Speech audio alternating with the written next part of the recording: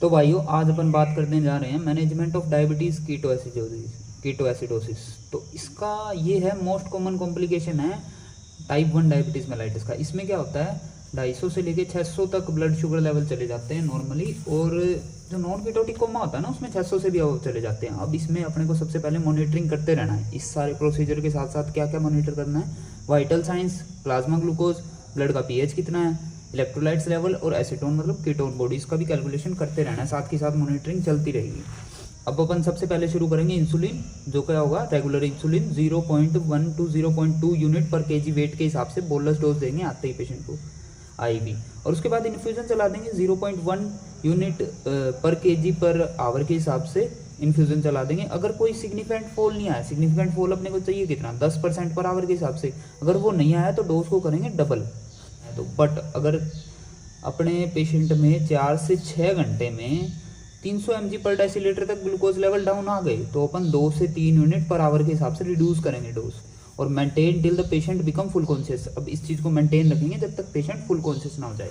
साथ के साथ आईवी फ्लूइड्स भी चलाने पड़ेंगे बिकॉज ऑफ डिहाइड्रेशन, क्योंकि डिहाइड्रेशन में होता है इस केस में पेशेंट। तो क्या चलाएंगे, इनिशियली एनएस देंगे, नॉर्मल सलाइन, इन्फ्यूजन देंगे आईवी सीधा, और at the rate of 1 litre per hour. Depend on the volume status अपन है ना ½ लीटर पर 4 आवर के हिसाब से डाउन करते चलेंगे वॉल्यूम स्टेटस चेक करके।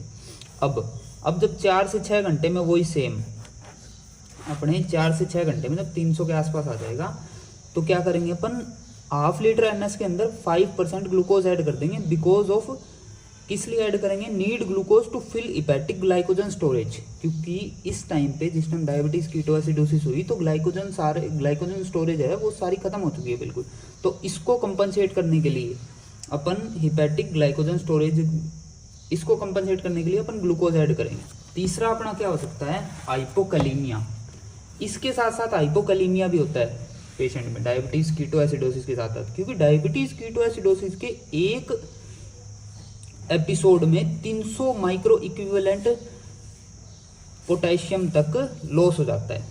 बट अपने को क्या मिलता है, शुरू में जब पेशेंट आता है अपने पास सीरम लेवल अपने को नॉर्मल मिलते हैं, बिकॉज ये क्या करता है अपनी बॉडी क्या करती है, सीरम लेवल को मेंटेन करने के लिए इंट्रासेलुलरली एक्सचेंज कर लेती है पोटेशियम को। बट जब कीटोसिस सबसाइड हो गई तो वो क्या होगा, ये वापस चला जाएगा अपने इंट्रासेलुलर स्पेस में, और क्या होगा डेंजरस हाइपोकैलीमिया। इसके साइंस क्या होते हैं भाई, मसल्स वीकनेस हो जाएगी, फटीग हो जाएगी, इरेगुलर हार्ट बीट, जो टी वेव होती है ना ईसीजी में वो हो जाएगी फ्लैट या फिर इन्वर्टेड, और एसटी डिप्रेशन मिलेगा। किससे बचने के लिए, इस हाइपोकैलीमिया से बचने के लिए अपन 2 से 3 घंटे बाद 10 to 20 micro equivalent per hour के हिसाब से केसीएल आईवी फ्लूइड्स में ही देंगे।